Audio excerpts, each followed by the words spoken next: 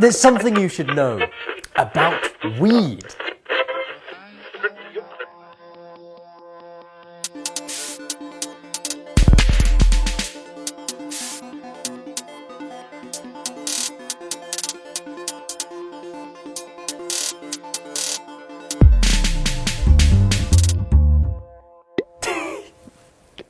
You thought I was gonna tell you about the benefits of weed?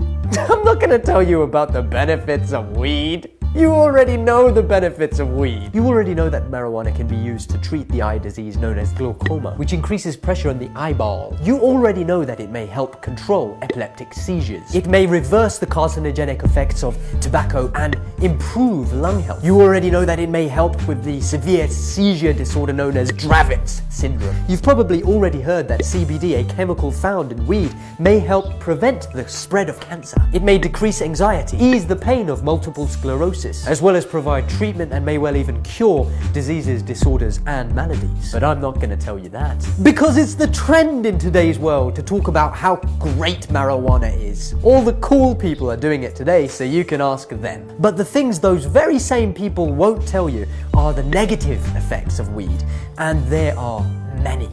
Marijuana, or weed, refers to the dried leaves, flowers, stems, and seeds from the hemp plant, Cannabis sativa. Now, this plant contains the mind-altering chemical known as delta-9 tetrahydrocannabinol, or THC, and other compounds. When a person smokes marijuana, THC quickly passes through the lungs into the bloodstream. The bottom line is, marijuana affects brain development. When teenagers begin smoking weed, the drug may reduce thinking, memory, and learning functions. Essentially, weed overactivates parts of the brain. This causes the high that users feel. And that's that, but people often overlook the possible long-term effects. Other effects include altered senses, for example, seeing bright colors, altered sense of time, changes in mood, impaired body movement, difficulty with thinking and problem solving, impaired memory. Marijuana's effects on these abilities may be long-term and even permanent. A study showed that people who started smoking marijuana heavily in their teens and had an ongoing cannabis use disorder lost an average of 8 IQ points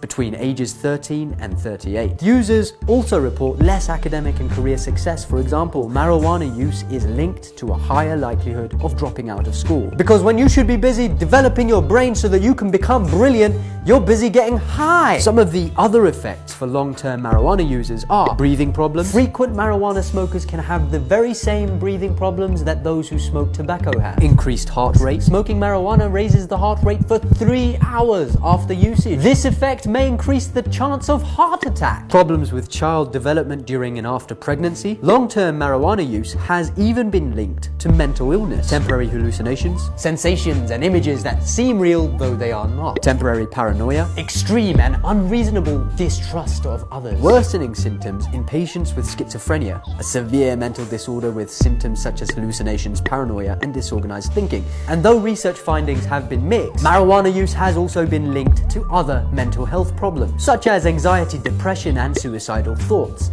especially among teens. Oh, and guess what else? It's haram. Duh.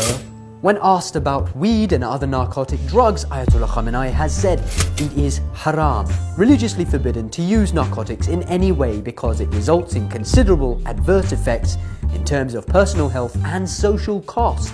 But it kills cancer. Really? And that's why you're smoking it, is it? But of course, Islam always acknowledges the benefits of substances and their usefulness to mankind. That's why when asked whether it is permissible to use narcotic drugs for the treatment of diseases, Ayatollah Khamenei said, there is no objection to it provided that the treatment and the eventual recovery are dependent on their use, and it is prescribed by a trustworthy physician. But I want to smoke weed.